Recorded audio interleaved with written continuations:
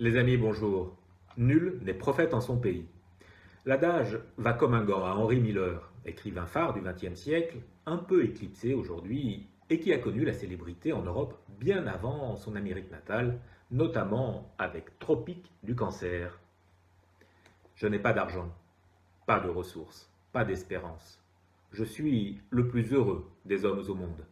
Tel est le mantra de Miller dans ce livre écrit à partir de souvenirs grandement déformés d'une vie de bohème miséreuse à Paris au début des années 30.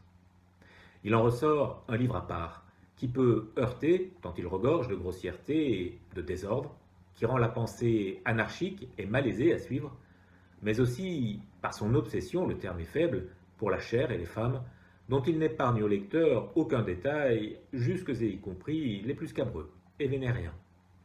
Pourtant, on est littéralement happé par un texte d'une vitalité rare et d'une liberté de ton à laquelle on n'est pas habitué.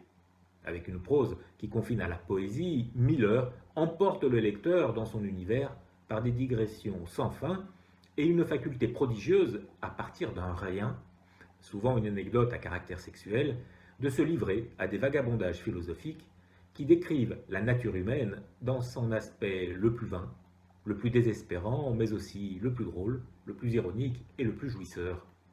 Sa révolte permanente contre toute forme de normes ou d'autorité, morale, sociale, politique ou littéraire, explique sans doute son attachement à un autre misanthrope, écorché vif, à qui Müller a consacré un essai qui a fait date.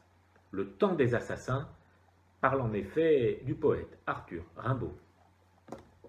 Amis de l'ordre et de la pureté, du respect des conventions grammaticales et du langage châtié, passez votre chemin.